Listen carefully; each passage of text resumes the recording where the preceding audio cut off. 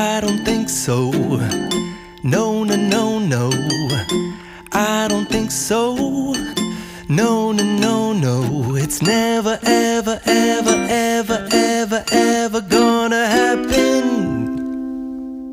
Bem-vindos a mais um Império das Aspas. Chamo-me Roberto Gamito, estou em condições de o afirmar categoricamente. Ao contrário do poeta, eu não habito o meu nome. No máximo, em jeito de part-time, faço faxina no meu nome para que ele chegue às vossas orelhas ou língua aprumadinho.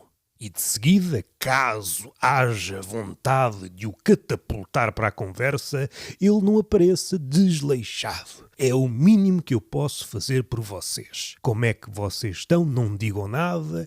Este é o século que nos calhou em sorte. Não me contento. Não escorreguem para aí, pois isso é o pior que pode acontecer na perspectiva dos antigos gregos. Assim ilustra o mito de Midas. Não se contentou e deu merda. E depois foi a correr de novo para a floresta para encontrar Dionísio. Peço desculpa, foi estúpido. Esquecendo isso, Midas ainda há de calhar aqui num episódio qualquer. Importa continuar aquilo que ficou em aberto no micro-episódio anterior. A respeito do documentário 2+2, que em princípio é 4, mas no parecer de Orwell e Raoul Peck, o autor do documentário, é 5. 2+2 igual a 5.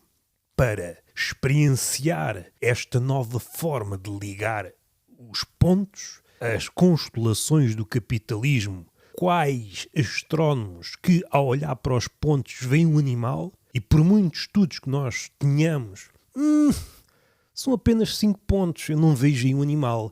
É preciso muita imaginação ou, por outra, e aqui estou mais certo, aqui aposto as fichas todas, não tivesse eu já hipotecado todas as esperanças, a propaganda. Como diz o cientista, uma verdade política é aquela que, à força de ser repetida, ao início mentira, transforma-se em verdade. Sucumbimos diante da repetição. Mas não é para falar destas lérias que chegamos aqui, findo este introito, avancemos pausadamente para o documentário, ou melhor, para aquilo que me ficou na memória. Se o tivesse feito na altura, estaria fresco. Assim tenho de trabalhar com aquilo que a mãe das musas me legou. Uns farrapos, está tudo esburacado, e espero que as 9 musas não me segredem nenhuma epopeia, mas me lancem um dado ou outro, para parodiar, nem que seja, as palavras de Einstein. Deus não joga os dados, mas as musas... Esquecendo isto, foi só frágil da minha parte. O documentário entrelaça ideias do Orwell, do 1984, vários fragmentos das várias versões do filme, as quais me apetece ver. Creio que já vi uma, mas já li 2. E livros, sim, Quinta dos Animais, que, se a memória não me falha, foi escrito antes de 1984, podíamos fazer uma constelação com as várias distopias, pois parece-me que 1984, para ser entendido perfeitissimamente, merece ser cruzado com Nós, com o Admirável Mundo Novo, Deus das Moscas, todas as distopias, e talvez se conseguíssemos cruzar todas, íamos ter uma imagem muito poderosa do homem. A coisa mais fidedigna dentro das nossas possibilidades. Vou tentar buscar algumas coisas de memória, uma espécie de bombardeio visual, um pouco à imagem daquilo que acontece nas redes sociais, só que, neste sentido, não é para exibir suposta positividade. Pois, assim que vemos uma coisa, o algoritmo serve-nos essa coisa milhares de vezes. Se quiserem uma imagem fraca, uma metáfora de pés de barro, é como se fossem um rodízio, maminha! Calma, não vamos fazer piada. E entretanto aparecem 500 empregados de mesa com maminha. Vocês gostam de maminha, mas gostariam de experimentar outras coisas e ficam aprisionados num cárcere de maminha. Entretanto, o vosso mundo torna-se maminha, fazendo ligação com aquilo que Freud disse, por exemplo, no mal-estar da civilização. No início era a mama e depois caminhamos para encontrar essa mama primeva e daí a desilusão e daí o consumismo que nos oferece mamas postiças, mas ficam sempre aquém, e daí esse salto entre objeto. Andamos sempre à cata da mama, a mama não chega. Essa mama não é igual à mama sintética. Seja como for, prosseguimos.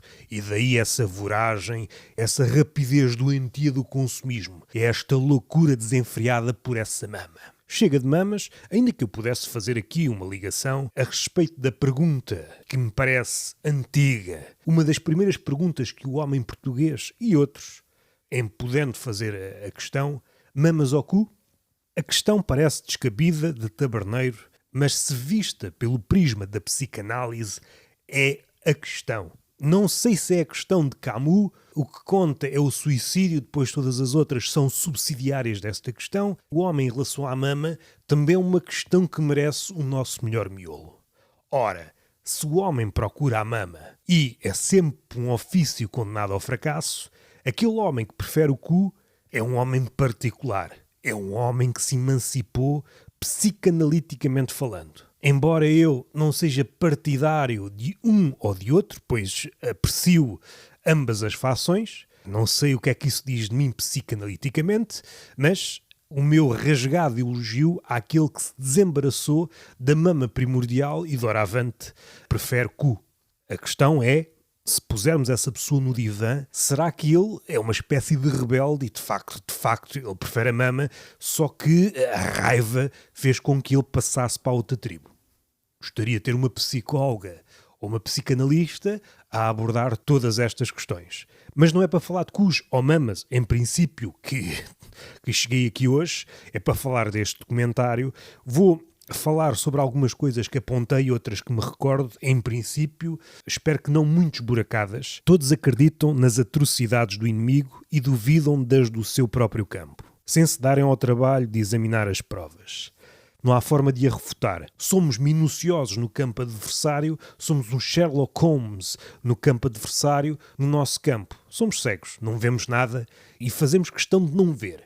Há um fragmento no documentário que expressa o domínio do estômago, o cérebro, o coração, patamares daquilo que é o homem, são construídos em cima do estômago. O órgão reinante, o órgão feito rei, o órgão acima de todos os outros. Se pensarmos nos antigos gregos, eles punham o estômago nessa posição cimeira, mais tarde os românticos puseram o coração, e depois veio as luzes e o cérebro, e hoje não sei, às tantas é a bexiga, não faço ideia, e às tantas hoje é o ânus, porque nos estamos a marimbar para tudo. Seja como for, na fome o estômago regressa ao topo, é ele que manda. E há um fragmento em que qualquer coisa como isto, com o estômago vazio, nada lhe interessa. Parece-me que é uma bela definição do homem, podia estar em qualquer legenda de um homem precário.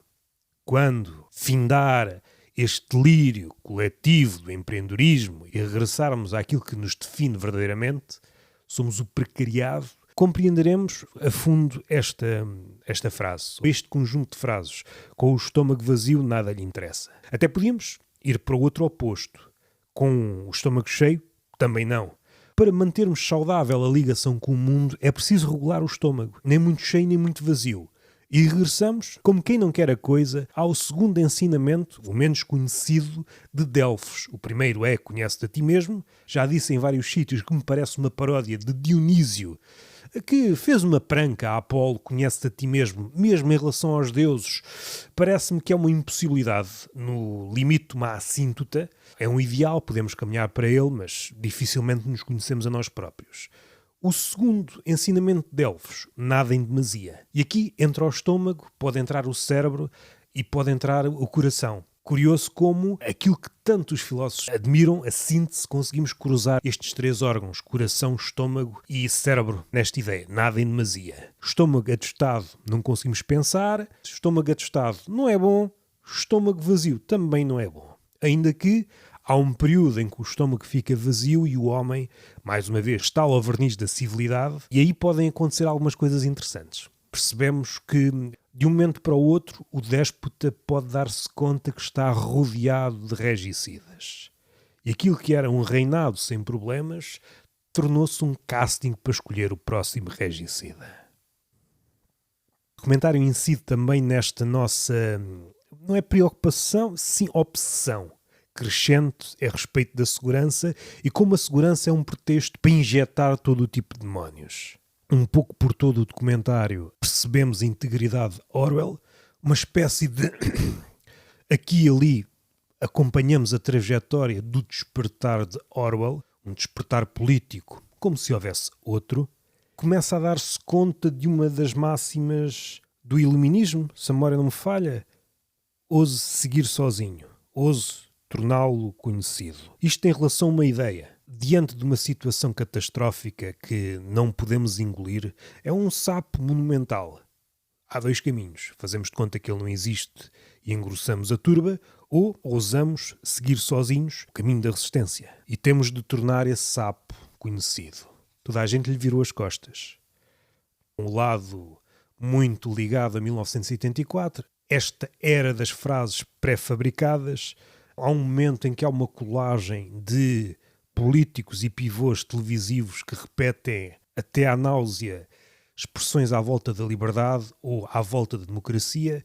A respeito da democracia, podíamos continuar a colagem e adicionar terabytes de fragmentos de discurso dos nossos políticos. A democracia anda de boca em boca e, no fim, não sabemos quem é que ficará com ela, não sabemos quem é que mata quem, como diz o Conan Osiris, e apanharemos todos os herpes. Mas não é liberdade, não confundir. Uma frase. Esta não sei se é de 1984, se é da Quinta dos Animais ou Triunfo dos Porcos. Há referências a outros livros dele, os ensaios também. Para escrever com clareza e vigor, é preciso pensar sem medo. Nada se pode acrescentar que não dinamite a clareza desta frase. No entanto, o sem medo parece-me que é um segundo patamar. O medo existe, o sintoma de estarmos vivos, mas é preciso que esse medo não se transforme em medusa e nos petrifique. É preciso avançar. Mas esse avançar torna-se um avançar político. Outro capítulo, a merdificação da internet e como isso vai amputando a possibilidade do pensamento. Lá mais para o fim há um cardápio de eufemismos. Há aqueles conhecidos no livro de Orwell, por exemplo, A Guerra é Paz. E depois há outros, mais o Centro de Formação Profissional, Campo de Concentração. O eufemismo, já por si, parece-me uma degradação da língua. Não estou a dizer nada de novo. Estou apenas aqui a falar entre amigos. Só que o eufemismo, num regime totalitário, adquire uma subversão que, se fosse dito por um comediante, seria exímio. Seria algo de estalar as convenções. Como é engrupido por um regime totalitário, revela a fragilidade daquele sistema, a fragilidade do entendimento, quando, diante dessa fraseologia, não suscita mal-estar, parece-me que é um bom indicador. Este tipo de fraseado que abunda na boca de qualquer político que se diz ou não democrático, só falta aparecer, para aumentar esse cardápio, extrema-direita democrática, mais uma vez as palavras que surgem quase apoeticamente, na medida em que, se pensarmos na poesia, é um conjunto mais vibrante de duas palavras, indo ao osso da coisa, da poesia, do ofício de ser poeta. Dar a força, a tensão máxima. Neste sentido, é desligar a palavra da coisa que ela nomeia. Às tantas não nos safamos, nem com o fio de Ariadne nós conseguimos sair do labirinto, porque o labirinto é infinito. Uso legal de força, violência policial. Nesse ponto, parece-me que o século XXI dá 15-0 ao Orwell. Há grandes avanços, não na poesia, mas na prática do eufemismo. Há algo que, basta abrir um jornal, examinar um discurso político, é gritante. O eufemismo é a mesma marca, é uma das marcas deste tempo. Mais à frente, numa nota positiva, se há esperança, é nas margens. E esta frase é facilmente aplicável a vários domínios. Certeira em vários ambientes. Em ambientes políticos ou artísticos, como se uma coisa invalidasse a outra, ou melhor, como se existisse arte sem política. Mais uma vez, Orwell, quando uma expressão, por exemplo, arte política, nos suscita uma espécie de curto-circuito, o quê? Não é preciso ser política, não. O que está a expressar, há duas possibilidades. Ou entendemos a arte política como uma redundância ou como um oxímoro. De facto, é uma redundância. E nessa medida, político é um termo desnecessário. Só há arte política. Não há hipótese, só há arte ativista. Pode ser às cancras ou subtilmente, mas não há outra forma. Posicionarmos no presente. Os gregos vêm novamente ao nosso auxílio e os dois grandes males que incidem no homem é a sua relação doentia com o passado e o futuro. Aquilo que está realmente no presente só pode estar posicionado politicamente. Não há outra forma. Tudo o resto são redundâncias, perífrases, em que nós cansamos a língua e depois ficamos sem oxigênio, sem fôlego para o ato. Mais uma vez, se há esperança, é nas margens. Porque as elites, se o são, querem manter tudo, ainda que possam eventualmente ter um discurso às vezes antissistema. Mas aí, mais uma vez, é o capitalismo a adaptar-se, a agarrar esse discurso aparentemente que rasga e trazê-lo para si. É uma espécie de cosmogonia trapalhona, na medida em que, se entendermos os mitos fundacionais da mitologia grega, é sempre o Deus a tentar incorporar em si, no que diz respeito à ordem, o caos. É sempre uma ressignificação do caos. Não é que ele deixe de existir, mas é incorporá-lo, não é virar costas a ele. Parece-me que as elites fazem isso de uma forma muito perversa. Só que o caos nunca pode ser completamente domado. Aqui Raoul Peck, na entrevista que deu no Público, quando nós vemos um fenómeno discriminatório, algo que faça franzir o senho, quem está nas margens são os batedores, são os faroleiros. Vêm muito antes. Quando o fenómeno chega às elites ou a todos nós, já está mais que cartografado para quem vive na miséria ou em condições de penúria. Uma das dificuldades de analisar isto, quando dizemos que um regime está a tender para o totalitarismo, não especificando se é nazismo, se é fascismo, não é isto que interessa. É um regime alegadamente democrático que tomba para um dos lados e fazem-se comparações apressadas com regimes anteriormente totalitários, historicamente, que estão encapsulados ali em algumas páginas de história. Só que, como todas as coisas, não estamos num regime elencado, por exemplo, no Foucault Vigiar e Punir.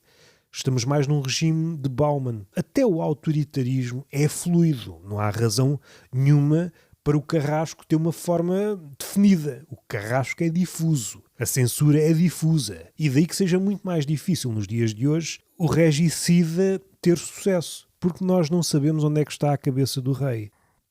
Vou citar algo que está nessa entrevista. O autoritarismo é mostrado na sua fase fluida, quase educada, bom preciosismo, quando comparado com as antigas versões. É aqui que muita gente cai na esparrela. Como é muito mais educado, como muita gente tenta procurar as figuras anteriores, as figuras canónicas das ditaduras de antanho, como não existem, ou aparentemente não existem, não, isto é uma democracia. Errado. A ditadura sofreu um update. Os regimes totalitários sofreram um update. E, aliás, o regime totalitário beneficia também do capitalismo. À frente nessa entrevista no Público, a respeito do ofício do Raoul Peck, não digo a mim mesmo, vim produzir uma obra de arte. Escrevo porque há uma mentira que quero denunciar, um facto para o qual quero chamar a atenção. A minha preocupação inicial é ser ouvido. Diante de uma situação que não nos cai no goto, precisamos de a denunciar. Se exibida a muitos artistas, eles dão passos atrás. Associaram-se patologicamente às elites, às marcas, e diante de uma situação que raia a necessidade de uma revolução, não podemos contar com eles, mais uma vez, se há esperança é nas margens. Para estas figuras, o Raoul Peck, uma espécie de Orwell neste aspecto, o fito deste tipo de artistas é transformar-se no megafone do afónico. Acho que ele disse, face a um sentimento de injustiça, avançar, nem que seja sozinho. E parece-me que isto é decisivo. A injustiça aparece com toda a sua pujança. Não podemos recuar. Caso contrário, estaremos a compatibilizar-nos com uma catástrofe que se avizinha ou que já está a assentar arraiais. Com um branding mais amigável. Mais uma declaração de interesses do Raul. Peck, fui para o cinema por causa da política, nunca quis ser artista. Um chapadão em muita gente, ainda que o exercício seja vão. Mas ainda assim, é preferível dizer. Para reforçar o que eu anteriormente disse, os imigrantes estão sujeitos à violência de serem sempre os primeiros a ver as coisas a acontecer. A violência bate sempre à porta do desfavorecido. É onde ela ensaia a sua campanha. O imigrante é o laboratório do totalitarismo, a precisar de ganhar confiança. Dito de outra forma, o autoritarismo não chega derrompante, avança sim com pezinhos de lã. É um eixo de interpretação daquele documentário. É estarmos a ver a sociedade com os moldes rígidos de vigiar e punir e não a coisa fluida. Aquilo que está sempre em mutação. A situação que dá origem ao título do documentário. O bully, um bully barra carrasco, insiste que 2 mais 2 não são 4. E esta pergunta tem de ser respondida por cada um de vós. O que é que faríamos nessa situação? Esta resposta decide tudo. É aquilo que vemos diariamente na televisão, políticos, mais recentemente, Montenegro é exímio neste tipo de malabarismos. No caso da saúde, está tudo a ruir e ele diz nunca esteve melhor. E o que é que fazemos nesta situação? Acreditamos nesta legenda fantasiosa ou insistimos? Esse 2 mais 2 continua a ser 4. Eu vim de fora, lá fora dizem que é 5. Nós não podemos continuar a ser um país atrasado. Não. 2 mais 2 continua a ser 4.